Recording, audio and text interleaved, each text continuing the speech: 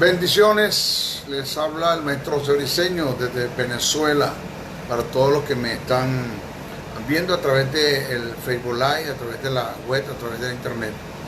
La verdad es que es una bendición volver a salir otra vez al aire. Tenía tiempo desde que estuve en el estado de Nueva York, no lo había hecho. Muchas ocupaciones, llegué a Venezuela y tuve que tener otras salidas. La verdad que es una bendición para estar transmitiendo para el mundo, para lo internacional.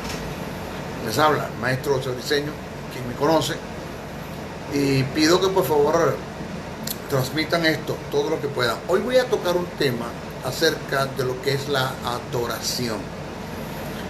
Una introducción, solamente quiero dar una introducción acerca de lo que es la adoración, porque he estado presente en algunas congregaciones y hay una falta de presencia, entendiendo lo que es presencia, que es una manifestación del poder de Dios a través del Espíritu Santo, trayendo respuestas a una necesidad o a una demanda.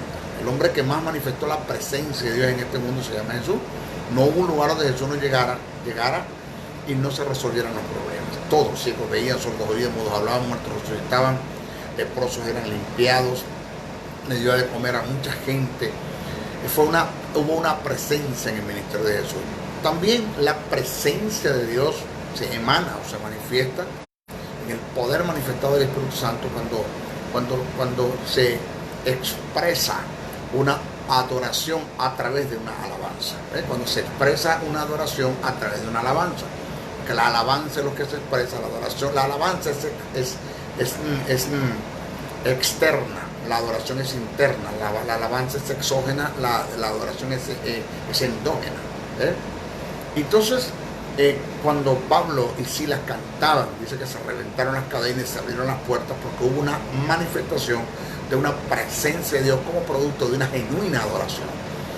De modo que cuando estoy en nuestras congregaciones y veo cuando el que supuestamente está dirigiendo la adoración le dice a la gente levante las manos, aplauda, dé un grito de júbilo, dé un grito de guerra, ya eso no es adoración. Cuando alguien me tiene a mí que decir lo que yo debo hacer y me lo impone como que lo tengo que hacer, ya eso no es adoración. Por otra parte, me he dado cuenta que nuestras congregaciones están llenas de aduladores, pero no de adoradores. O sea, hay mucha adulación, pero muy poca adoración. Hay una gran diferencia entre lo que es un adulador y lo que es un adorador.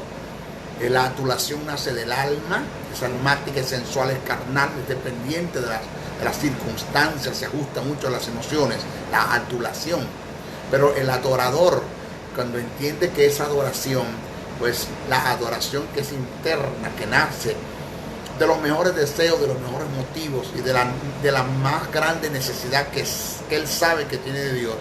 Cuando esa adoración emana y sale del espíritu renacido y se manifiesta en una alabanza, levantando manos, levantando estandartes, levantando banderas, dando gritos de júbilo, dando gritos de guerra, aplaudiendo, hincándose, llorando,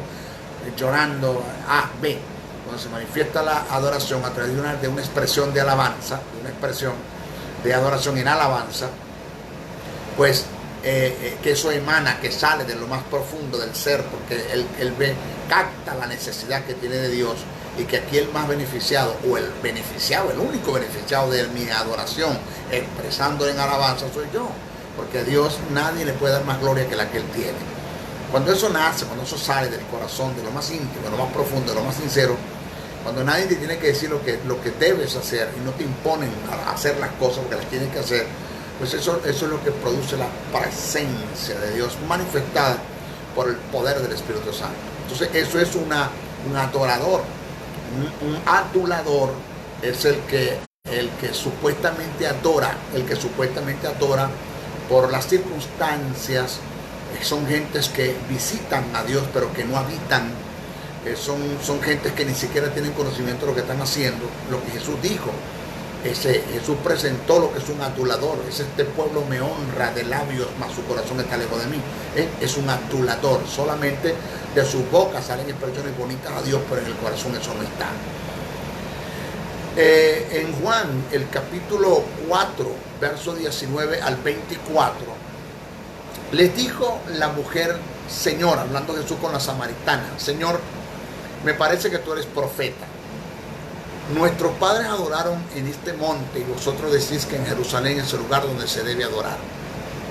Jesús le dijo, mujer, créeme que la hora viene cuando ni en este monte ni en Jerusalén adoraréis al Padre. Vosotros adoráis lo que no sabéis. Oiga, esto es una forma como de Jesús de presentar una verdad que usted ni siquiera sabe lo que están haciendo. Porque cómo se puede adorar un ser que no, cómo se puede adorar un ser que no se conoce, que jamás. Entonces Jesús dice, vosotros adoráis lo que no sabéis, nosotros adoramos lo que sabemos, es decir, alguna versión dice lo que conocemos, porque la salvación viene de los judíos, mas la hora viene, y esa hora es cuando los verdaderos adoradores adorarán al Padre en espíritu y en verdad, es decir, bajo la dirección del Espíritu, en el conocimiento de los principios del reino, porque esta es la forma correcta, ¿ya? Bajo la enseñanza del Espíritu. Porque también el Padre tales adoradores busca que le adoren. Observe que Dios busca es adoradores, no adoración. Tenga presente eso. Dios busca adoradores, no adoración.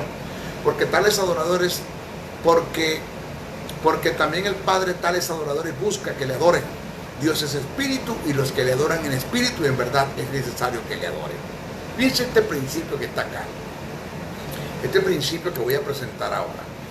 La adoración tiene tanto significado y valor para Dios en la vida del hombre, que Jesús, siendo el Theantropos, o sea, el Dios hombre, Theantropos, el Dios hombre, en su humildad hizo de la adoración un estilo de vida. La adoración formó parte de su vida devocional, hablando de Jesús siendo Dios. Un ser con todos los honores para recibir toda la adoración del mundo. Toma una actitud de humildad, ocupando la posición de un adorador y presentar así su adoración al Creador, reflejando la necesidad que él sabía que tenía de Dios, siendo el Theantropos, cuanto más nosotros. Jesús dijo a la samaritana, nosotros adoramos. Observe que Jesús se cuenta entre los adoradores. Según el pasaje, reitero, Jesús se cuenta entre los adoradores, aún siendo Dios. Porque como Dios, oígase este principio, como Dios conoce el valor que hay en la adoración y como hombre asume esa verdad y conoce la necesidad que hay de la adoración, de adorar al Creador. Ahora, la adoración tiene su trascendencia desde el tercer cielo. Según el libro de Isaías, los serafines forman un cortejo que se encargan de estar delante de la presencia de Dios en voluntad propia. Alguien me dijo, maestro, ¿los ángeles tienen libre albedrío? Sí, los ángeles siguen teniendo libre albedrío. Maestro, si los ángeles siguen teniendo libre albedrío, ¿se podría dar una segunda rebelión en el cielo? Sí y no. Sí, si vamos a que tienen libre albedrío y pueden tomar una decisión, la decisión que ellos quieran. No, porque ¿quién va a tomar una decisión en el cielo, rebelarse contra Dios, cuando tenemos el ejemplo, el final de Satanás, que es el infierno? Yo no lo voy a hacer. Si yo soy un ángel, no lo voy a hacer. Porque si los ángeles no tienen libre albedrío, entonces lo que hacen no se le cuentan como adoración. Porque son unas máquinas que están en el cielo simplemente computarizadas o programadas para adorar a Dios. Eso no se llama adoración. Adoración es cuando de ti sale, de tu corazón sale, eso emana de ti, nadie te lo tiene que decir, imponer, manipular, ni intimidar, ni controlar, ni son los temores los que tienen que llevarte a adorar, ni son los beneficios que tú crees recibir de Dios los que te van a llevar a adorar, porque eso es prostitución cristiana. Eso es caminar bajo un espíritu de prostitución, porque a mí no me interesa quién es Dios, sino cuánto Él me va a dar. La prostituta no le importa quién tú seas, sino cuánto le vas a dar. O sea que una persona cuando se acerca a Dios a adorarle por conveniencia, porque está interesado en lo que va a recibir de Dios, pues está mal. Eso es un espíritu de prostitución, eso no se debe hacer. De modo que los ángeles, dice la Biblia, ángeles, arcángeles, serafines y querubines, están 24 horas al día, por decir algo aquí en la tierra, en el cielo no hay hora, están por la eternidad y por la eternidad adorando a Dios. 24 horas al día, según la tierra, en el cielo pues no hay hora, están por la eternidad adorando a Dios. en forma muy voluntaria. La adoración tiene su trascendencia desde el tercer cielo, según el libro de Isaías. Los serafines forman un cortejo que se encuentra, que se encargan de estar delante de la presencia de Dios en voluntad propia, en adoración, día y noche, en forma permanente. Vamos a ver, el pasaje dice lo siguiente. Vamos a ver Isaías 6, el capítulo 6, verso 1 al 3. En el año que murió el rey Usías, vi yo al Señor sentado sobre un trono alto y sublime, y sus faldas llenaban el templo. Por encima de él habían serafines, cada uno tenía 6 alas, con 2 cubrían sus rostros, con 2 cubrían sus pies, y con 2 volaban. Y el uno al otro daba voces diciendo: Santo, Santo, Santo, Jehová de los ejércitos, toda la tierra está llena de su gloria. Alabado sea el nombre del Señor. En Apocalipsis, el capítulo 4, el verso 6 al 9, también se repite la misma escena. El único, óigame esta verdad que la dije en una ocasión en un seminario que estaba hablando de simposio de alabanza, donde me invitaron y eso se llenó fue de banderas, de estandartes, de gritos de júbilo, de gritos de guerra, de humo y de luces, de colores, y de lo que menos hablaron fue de adoración. Cuando me centré en el tema de lo que es adoración, porque nada de eso mueve a Dios, miren, nada de eso mueve a Dios si eso no emana de un corazón, si eso no sale de tu corazón como producto de una formación que has tenido en el conocimiento de la palabra que te enseña cómo hacer las cosas. Todo eso es basura, todo eso se llama basura, eso se cae, porque una cosa es cuando yo esté levantando un estandarte o esté dando gritos de júbilo, gritos de guerra, o con una espada en la mano de plástico, tú sabes, no, es según la espada del Espíritu. Una cosa es eso, que tú lo hagas en ese momento. Otra cosa es cuando te toque sacarle a Dios, cuando te toque vivir lo que estás ahí bailando, lo que estás danzando, cuando las circunstancias negativas en la vida, cuando se te presentan, entonces cuando te va a tocar de tu boca emanar lo que allá decía y que eso salga de tu corazón. Porque esto no es cuestión de humo, de estandarte, de bandera, de gritos de júbilo, de grito de guerra. Esto es cuestión de que eso nazca de tu corazón, según la formación que has recibido en el conocimiento de los principios del reino. Oiga esto, el único momento en que la adoración se interrumpió en los cielos, porque hubo un momento en que la adoración se interrumpió en los cielos, fue durante la agonía de Jesús en el Getsemaní hasta su resurrección. Desde el Getsemaní, Vía Crucis, la cruz, muerte, ascensión al infierno, la adoración se detuvo por completo. Lo dice la Biblia, lo dice las Escrituras. La Biblia lo dice. Es la única parte donde se detuvo la adoración. Cuando Jesús resucita, entonces cuando los ángeles rompen el silencio y vuelven otra vez a adorar a Dios y a adorar al que resucitó entre los muertos. Adorar a Dios por resucitar a Jesús entre los muertos y adorar al que resucitó entre los muertos. Vamos a ver eso. El texto dice así: Dios fue manifestado en carne, hablando del teantropos, del Dios hombre, Jesús, justificado en el Espíritu. ¿Por qué fue justificado en el Espíritu? Porque Dios colocó todo el pecado de la humanidad, el estado de pecado lo colocó sobre Jesús, y la justicia divina que estaba en Jesús, Dios la colocó sobre el hombre, de modo que Jesús perdió la justicia divina en la cruz, porque hubo un misterio del cambio. Dios agarró el estado de pecado del hombre, lo puso sobre Jesús, y agarró la justicia y lo puso sobre el hombre. Dice: el que no conoció pecado, por nosotros lo hizo pecado, para que nosotros fuésemos hechos justicia de Dios en él.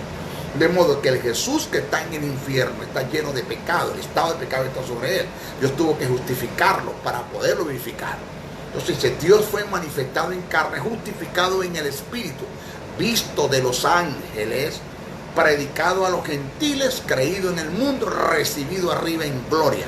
Óigase el término recibido arriba en gloria. Eso está en primera carta a Timoteo 3:16.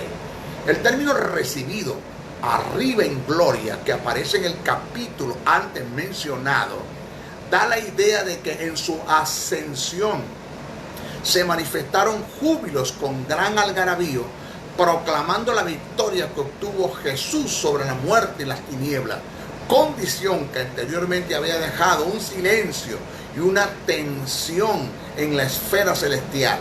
Dicha ascensión rompió con el silencio, dando lugar a una celebración y júbilo en las huestes celestiales.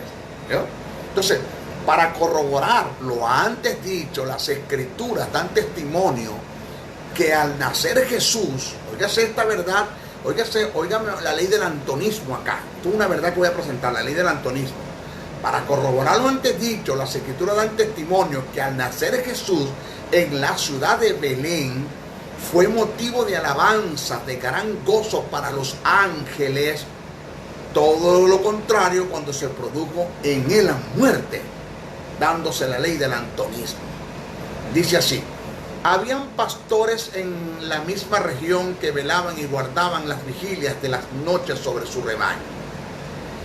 Y aquí se le presentó un ángel del Señor y la gloria, la Shekinah, la gloria del Señor los rodeó de resplandor y tuvieron gran temor. Pero los ángeles le digo, no temáis, porque Dios no produce temor. Dios no quiere que tú temas a nada. Dios quiere que tú estés seguro en sus manos, que tú confíes en su palabra, que no temas a nada. Dice, no temáis, de Dios no viene el temor. Porque aquí os doy nuevas de gran gozo, que serán para todo el pueblo, que os ha nacido hoy en la ciudad de David un Salvador, que es Cristo el Señor. Esto os servirá de señal. Hallaréis al niño envuelto en pañales, acostado en un pesebre, y repentinamente apareció con él ángeles, una multitud, de los huestes celestiales que alababan a Dios y decían, gloria a Dios en las alturas. Oiga, el nacimiento de Jesús, físicamente hablando, produjo una adoración y una alabanza y una glorificación de los ángeles por causa del nacimiento de Jesús. Por otra parte, las escrituras dicen que cuando un pecador se arrepiente hay gozo en el cielo. Todo lo contrario se dio cuando tuvo Dios que colocar el estado de pecado sobre Jesús y condenar a Jesús. Ahora, primero, si cuando Jesús nace los ángeles adoran, ¿qué cree usted que puede pasar con los ángeles cuando muere? Segundo, si cuando un pecador se arrepiente hay gozo en el cielo, ¿qué cree usted que puede haber cuando Dios colocó el pecado de toda la humanidad sobre su propio Hijo? ¿Usted cree que los ángeles se van a gozar? Hay silencio total. Dice, os digo que así habrá más gozo en el cielo por un pecador que se arrepiente, según Lucas 15:7. Eso lo dice Jesús. Aquí tenemos la ley del antonismo. Si hay gozo en el cielo cuando un pecador se arrepiente, ¿qué cree usted que puede pasar cuando Dios coloca todo el pecado de la humanidad sobre su Hijo? No puede haber gozo. Si hubo gozo cuando Jesús nació, porque los ángeles glorificaron a Dios al nacimiento de Jesús, ¿qué cree usted que puede pasar con los ángeles cuando antes era todo lo contrario? Que el Hijo de Dios estaba muriendo en la cruz del Calvario. O sea, la ley del antonismo se paralizó totalmente la adoración desde el Getsemaní hasta la ascensión al infierno.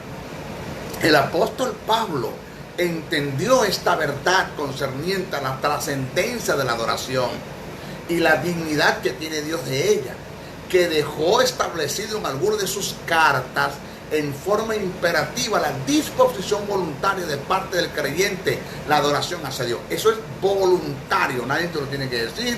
Levante la mano, de un grito de júbilo, de un grito de guerra, aplaudo al Señor, aplaudo sobre su cabeza. Nadie te tiene que decir eso.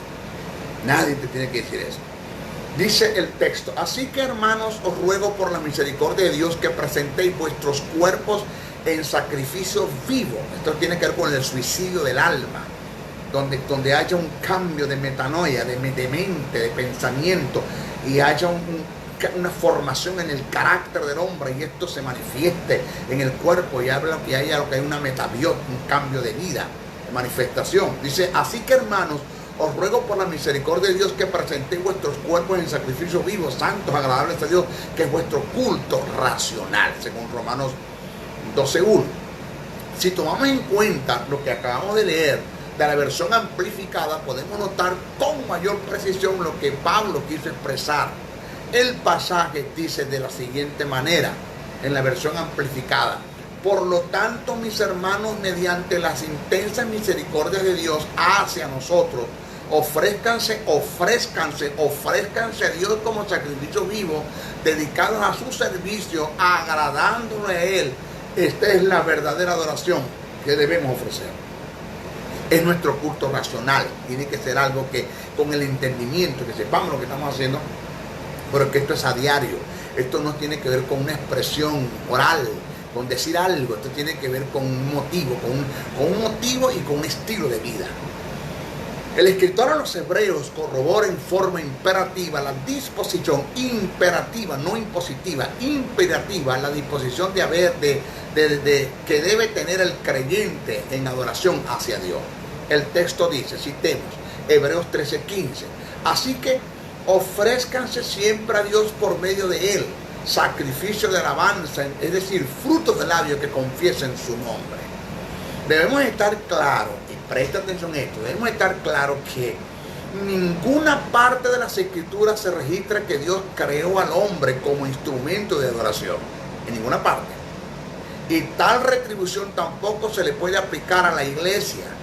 Dios no hizo robots, sino hombres genuinos con voluntad, gusto, deseo, amor y compromiso, que decidan estar en adoración delante de Él. Maestro, pero perdón, la Biblia dice que fuimos hechos para la alabanza de su gloria. No, eso es lo que quiere decir el texto, eso está muy mal escrito y muy aplicado.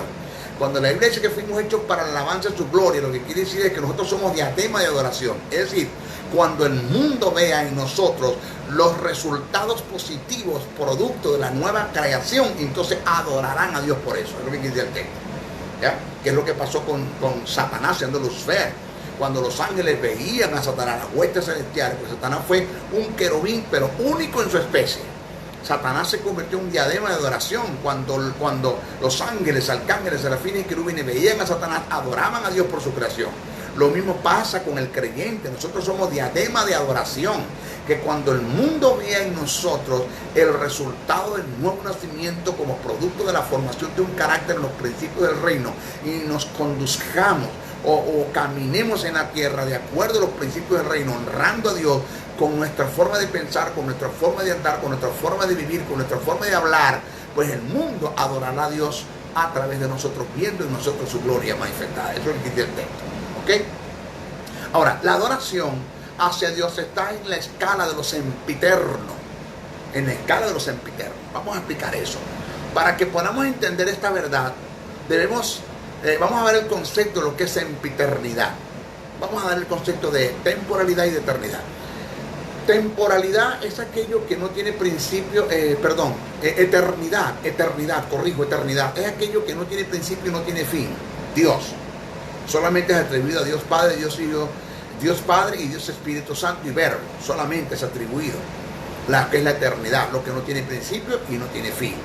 Temporalidad es todo lo que tiene principio y tiene fin. En este caso los animales, las plantas. Y sempiternidad es todo lo que tiene principio pero que no tiene fin. En este caso los ángeles y los hombres como creación de Dios. La sempiternidad es cuando algo tiene un principio pero que no tendrá fin. La adoración está en la escala de la sempiternidad. ¿Por qué usted dice eso, maestro? Lo voy a explicar. Sempiternidad se aplica a quien tiene principio y no tiene fin. Es atribuido a los ángeles, a los hombres como creación de Dios. La sempiternidad se le atribuye a seres, cosas o manifestaciones que tienen un origen pero no tendrán fin. Esto es lo que Pablo presenta en sus cartas escritas a Timoteo en relación al imperio y la honra de Dios y hacia Dios. Vamos a explicar lo que Pablo quiso expresar allí. Vamos a ver. Primera carta a Timoteo, el capítulo 6, verso 16, dice: el único que tiene inmortalidad, que habita en la luz inaccesible, a quien ninguno de los hombres ha visto ni puede ver, el cual sea la honra, el imperio y sempiterno. Amén. La honra y el gobierno emanado de Dios y hacia Él es sempiterno, porque tuvo un comienzo pero no tendrá fin. Por toda la existencia, por siempre, Él reinará y gobernará y se le dará la honra. En un principio, antes de que las cosas fuesen, Él es. Él no tenía a quién sobre quién gobernar en ejercicio. Aún la gloria es parte de su naturaleza. No tenía quien lo honrara, reconociendo su gloria. Desde que hubo un origen de las cosas, tuvo un comienzo sobre quien gobernar y una existencia de quien le honrara en reconocimiento de su gloria. Por esto alegamos y corroboramos lo dicho por Pablo, que la honra y el gobierno de Dios en ejercicio es sempiterno, porque tuvo un comienzo pero no tendrá fin. Pero antes de todas estas cosas ya Dios era. Dios es. Es decir, Dios está, no tiene sobre quién gobernar, no existía nada. Cuando Dios hace los ángeles, Entonces cuando Dios tiene sobre quien gobernar, entonces su gobierno tuvo un principio pero no tendrá fin, por eso es sempiterno. Pero cuando Dios es, no hay nadie en quien adore, no hay nadie que reconozca su gloria, no hay nadie en que le honre, no hay nadie que lo haga. Entonces Dios creó los ángeles empezaron a adorar en gratitud y en agradecimiento, empezaron a adorar a Dios. Entonces tenemos que la adoración hacia Dios tuvo un comienzo pero que no tendrá fin, porque Él será adorado por los siglos de los siglos. ¿Okay? Ahora, fíjese esto de la importancia de conocer la materia. Un adorador, para ser verdadero adorador y presentar una verdadera adoración genuina, espiritual, debe conocer ciertas verdades concernientes a la adoración. Jesús dijo que bajo la ignorancia no se puede ser un verdadero adorador ni presentar una verdadera adoración. En 1 de Juan 4:22 Jesús dijo a la samaritana: vosotros adoráis lo que no sabéis, nosotros adoramos lo que sabemos. En la versión amplificada dice: ustedes no saben a quién adoran, ni saben lo que están haciendo, pero nosotros sabemos a quién adoramos y sabemos lo que estamos haciendo. La versión de las Américas dice: vosotros adoráis lo que no conocéis, nosotros adoramos lo que conocemos. El conocimiento en el ámbito de la adoración es un requisito sine qua non, no se puede llevar por alto, no se puede pasar por alto, para calificar como adorador y presentar la adoración genuina y eficaz. Nunca podremos aplicar con exactitud lo que no conocemos. Hay un principio establecido en la palabra que indica que nunca podemos aplicar lo que no conocemos y nunca podemos conocer lo que no tenemos. Según el principio, lo importante no es tener sino conocer, y no es conocer sino aplicar. Jesús dijo: de lo que conocemos hablamos y de lo que sabemos testificamos. Esto está en Juan 3:11. Según el pasaje, nunca podemos hablar lo que no conocemos y nunca podemos testificar lo que no sabemos. Pablo dijo: en parte conocemos y en parte profetizamos. Según el pasaje, nunca podemos profetizar más de lo que conocemos. Esto está en 1 Carta Corintios 13:9. Todas nuestras acciones están limitadas a un conocimiento, incluyendo la adoración. El calificar para ser un adorador y presentar una verdadera adoración está en proporción directa de conocer los principios que demandan la adoración, que componen un sistema. Un sistema es el conjunto de normas y de principios que están establecidos para que el conocimiento y la aplicación de ellos se puedan alcanzar los objetivos. El ente para adorar debe conocer qué es la adoración, elementos de la adoración, los medios que se presentan para expresar la adoración, la diferencia que hay entre la adoración y la alabanza, factores determinantes en el adorador y en la adoración, verdades intrínsecas en la adoración, el valor que tiene la adoración para Dios, motivos para adorar, conocer al sujeto de mi adoración que viene siendo Dios, entre otras cosas. ¿Cómo tú puedes adorar a un Dios que tú no conoces? ¿Cómo puedes adorar a un Dios que tú no conoces? Mire, la mayoría de los cristianos, el gran porcentaje de nuestra iglesia, no tienen al Espíritu Santo, no conocen al Espíritu Santo, tienen a Jesús, no conocen a Jesús, y tienen a Dios y no conocen a Dios. Y eso es grave. O sea, caminar bajo una ignorancia o hacer las cosas como todo el mundo lo viene haciendo, llenos de tradición, sin sentarse hasta analizar qué estamos haciendo, a quién estamos adorando, quién es Dios, cuáles son los nombres redentivos de Dios, que es Rafa, que es un Shakenun, que es el Shaddai, que es el Elión, que es el Adonai, que es el Elohim, el Adón, cuáles son los nombres redentivos y calificativos de Dios, cuáles son sus propiedades y virtudes.